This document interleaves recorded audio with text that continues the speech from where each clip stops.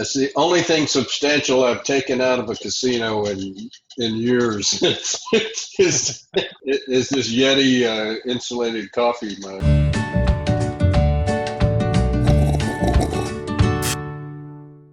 This one we got from Taos. Is a handmade. Any last words before we start? That sounds ominous. Hopefully we'll have a better conversation than that. I hope so. All right. But for me, as long as I have my coffee and we're talking UFOs, there you go.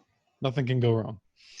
All right, so welcome back to another edition of Coffee and UFOs. My guest is Ken Cherry, and he is the author of Marc, Slade Investigates the Stephenville UFO and former Texas MUFON director. Ken, are you caffeinated and ready to go? Yeah, I'm ready to go, yes. All right. Caffeinated. Yeah, I mean, I don't expect everyone to be up to my level, but, you know. Yeah. All right, cool. So we're going to start straight away with our standard list of questions. Have you seen a UFO? Yes, I have. And what was your experience? Okay, you're not going to give me yes or no questions all the way through. Well, I mentioned it in my book, and I was about 7, and we lived on a ranch as a little kid. I was out walking around through the woods and came out to a clearing. I looked up, and there was this silvery object going across the horizon. The next thing I know, this aircraft came zooming down at this silvery object. And I don't know if it's a flash of light or what, but there seemed to be something flash between the two crafts. And the next thing I know, a pilot, a man jumps out of this plane. He shoots out of it straight up, and then comes down in a parachute. The plane started on billowing smoke, and crashed in the ground. And the silvery object just shot off.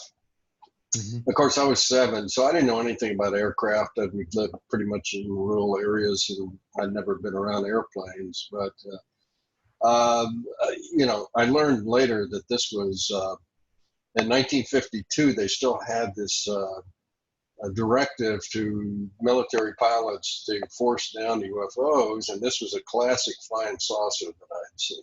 So you think that was part of the directive? Yes, and it didn't work out well. There was a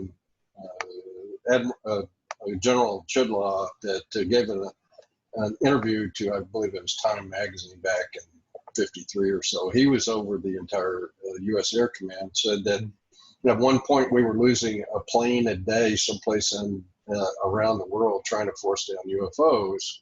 That's crazy. That's a lot. Yeah, it never worked in our favor. So eventually they reversed the order. Yeah. So this. So that that it left a very lasting, obviously, impression on me. It was one of the couple of events in my life that, aside from the Kennedy assassination, that will always be burned in my memory. Well, I was talking to Kevin D. Randall recently, and I mentioned that I think that when you have a traumatic experience or dramatic experience, you tend to remember things better for a long period of time, and especially details. And he was kind of arguing that, saying the science doesn't really support it, but anytime I've had an extraordinarily intense or shocking experience, I remember that more clearly than any other day-to-day experience of my life. I mean, it's just that the memory, it's like seared in your brain. It is. And another instance I had was we lived next to a very busy boulevard once when I was a kid, and I saw these 2 cars. There was heavy traffic, but for some reason my eyes focused on 2 cars that one of them changed lanes, and they had just hit head on. But as I was watching it, it was almost like it was in slow motion.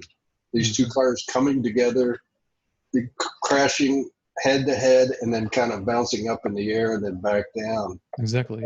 And I mean, it's just as clear to me as it was then when I was 10, 11 years old. So. Yeah, the slow motion effect. I think most people experienced that in intense situations. Yeah.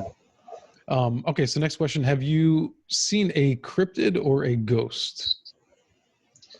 Well, I had a very personal experience that I think would be good to share with people.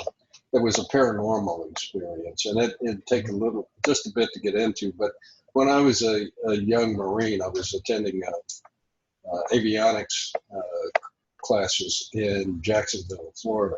Mm-hmm. My wife was pregnant. She was away from Texas and away from home and friends for the first time and was pregnant. She was very depressed a lot of the time. One evening we went to bed, and she was facing the wall over on one side of the bed, and I was facing toward her, but close to the edge of the bed on my side. Mm-hmm. And it was quite late, and I felt a presence sit down on the bed behind my back, and that my heart began to race, and it's just like a cold sweat. And I heard a voice in my head, just as clear as a bell, say, "Cleave to thy wife." And, I'd probably never been in a church more than 3 times in my life as a little kid. Yeah. And I wasn't really sure of the meaning of cleave at that moment, but I scooched across the bed and put my arm around my wife, who was about 5 months pregnant or so, maybe 6. Mm-hmm. And I felt her immediately relax, like the stress left her body. And I didn't share that story with my wife until years later. And she said, "Well, I never confided in you either, but several times I thought like I was going to lose our child." And she said, "One day I was feeling, that I was losing the baby, and I laid down on the bed, and she said, her presence appeared at the end of the bed. And suddenly I just felt calm and relaxed, and the baby stopped kicking. And of course it would have been far premature to have been born." Yeah. And so she said, "I don't know if it was an angel or Jesus Christ or whatever, but obviously it was some benign, loving force that was concerned about us 2 ordinary young people and our child." And of course, my daughter is now 52 years old, but she would have been lost had it not been for this. And so you can say, yeah, it had a profound effect on my life. Yeah. And it's a wonder why these things happen when they do. And to us, we were just ordinary young people, right, with an ordinary pregnancy. Right. Why you at that time and not someone else at a different time? Yeah. And I guess that's part of the mystery of all this, that we just keep kind of, reaching blindly through the dark to try to get some answers. But speaking of heavenly, you look like a godly figure with the light behind your head right now, casting a halo around you. That's my guardian angel. Don't mess around. But it's good lighting. Good lighting. All right. Quite unintentional. Right. But yeah, no, it's actually a beautiful story, and I think I haven't shared that with many people throughout my life, but I'm growing more and more appreciative, I think, of the mystery of why are we so blessed as humans and some of us seem to have guardian angels and spirits. I mean, I certainly have done nothing in my life to distinguish myself. I feel so humbled by the love and attention that I know that has saved me on numerous occasions. I've done stupid things as a young man. Yeah. That could have easily ended up in my death. I mean, we're none of us perfect. That's for sure. Well, So the clock is ticking. I'm going to get these last couple questions in. Okay. So what does the future of ufology, paranormal investigations look like for Well, you? I firmly believe that we're headed for a soft disclosure. There's so many mass daylight sightings, and there's so much great technology around that's capturing more and more of these images that, according to the sources that I have,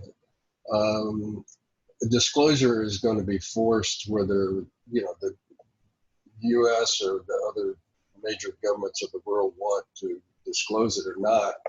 They're going to become more and more visible over more populated areas. And so I think that's the purpose of, say, President Trump's announcement that he's going to create the Space Force, and the DOD's coming public with some of these videos that pilots took of the so-called Tic Tac saucers and so forth.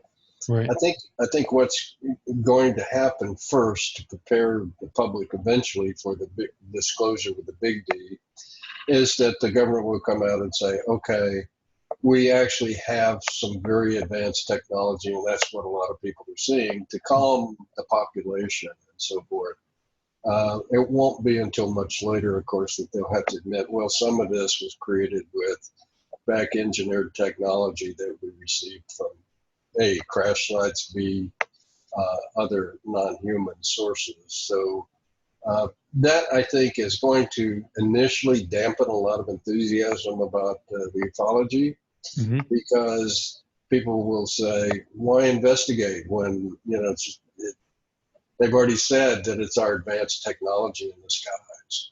Yeah, it's discouraging, and it takes away the mystery. The mystery, which I love about it, but we really do want the answers too. Yeah. Well, I think there's a great deal more behind that, but I think at the minimum, that's what's going to happen, is that they will have to admit to having advanced technology, which is indeed Trump's Space Force. I think it's been around for at least since the 60s, according to one of my sources. And they're just slapping a label on it and making it. And they're slapping a label on it, and now they'll come fess up and come public with it.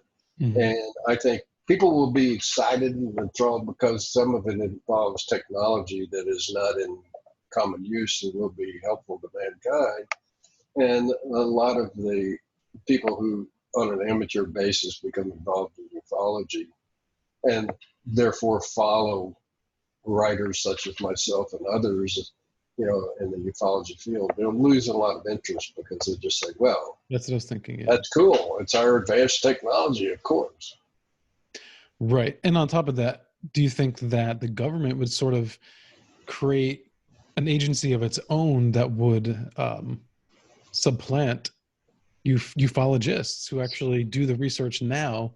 Will government agents start taking over that job? Well, they already have. Well, okay. Well, all right. Well, that's another topic we'll save for next time. Hashtag next time. We'll leave it like that. All right. Cool. Thanks, Ken. I really appreciate it. All right. My pleasure. Thanks for asking. We'll definitely do it again. Okay. And Lena was on recently, and I was telling the story about the yucca plant that you guys had gotten for us. My wife and I really appreciated that. That was awesome. Did it live in someone else's apartment right now? Yes. It's thriving somewhere else, somewhere unknown. Yeah, no, it was someone from work, so we handed it over to them because they love plants, and so their entire apartment is just. Well, plants respond to love, so that's fine. Yeah, and Lena had reminded me that the name of the plant is called Baby Killer. No. And that could also mean Maya, our cat killer. So we had to find a different home for it. Oh, I see. Okay. Well, as long as it's in a loving environment, it should be fine. All right. Well, cheers, Ken. Thanks, and we'll definitely do it again soon. All right. Keep the coffee hot and fresh. All right. Thanks again for joining us for another episode of Coffee and UFOs, two of my favorite things. If you want to find out more about us, follow us on social media, but of course, like and subscribe down below if you appreciated today's content. And for more Thanks again for tuning in. Follow me on Instagram at ParanormalNow or on Twitter, paranormal_now.